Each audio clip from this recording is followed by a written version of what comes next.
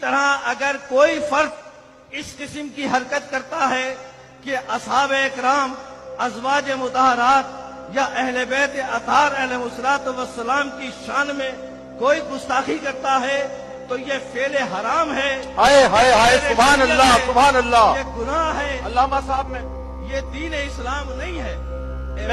میں آپ کی بات کاٹ کے کھڑے ہو کے آپ کو سلیوٹ کرتا ہوں۔ میں چاہوں گا سارا مجمع علامہ صاحب کو کھڑے ہو کے سلیوٹ کرے کہ یہ جو محبت کا پیغام آج جا رہا ہے A+ کے ذریعے سے، یہ ایک بہت بڑا پیغام ہے۔ سبحان اللہ علامہ صاحب، سبحان اللہ سبحان اللہ سبحان اللہ، میں آپ لوگوں سے سبحان اللہ سبحان اللہ، اور ان تمام لوگوں سے میں دستبستہ گزارش کر رہا ہوں ہائے ہائے ہائے ہائے کہ جنہوں نے اس ملک میں اور اس دنیا میں ہائے ہائے ہائے، اسلام کا نام لے کر، قرآن کا نام لے کر مسلمانوں کو تقسیم کیا، مسلمانوں کو ایک دوسرے کے قتل کے فتوے دیے، مسلمانوں کی جان و مال و عزت آبرو کو لوٹنے کے لیے فتاوے دیے، میں ان سے گزارش کر رہا ہوں کہ اللہ کے واسطے دین کو بدنام نہ کریں، ہائے ہائے ہائے علامہ قرآن صاحب، کو سبحان بدنام اللہ نہ کریں، سبحان اللہ سبحان اللہ، شریعت کو بدنام نہ کریں۔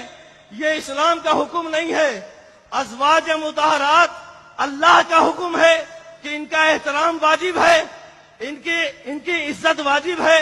قرآن کے روح سے تمام ازواج مطہرات کی احترام کرنا تمام مسلمانوں پر واجب ہے، فرض ہے۔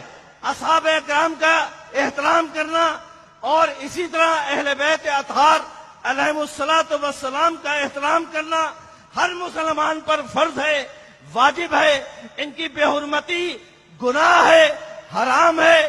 یہ پیغام آج سے چند برس پہلے امام موسیٰ کاظم علیہ السلام فرزند رسول 7ویں امام نے ہمیں دیا ہے، اور قرآن و شریعت کی روشنی میں ایسا کوئی حکم موجود نہیں ہے۔ سبحان اللہ علامہ صاحب، سبحان اللہ سبحان اللہ سبحان اللہ۔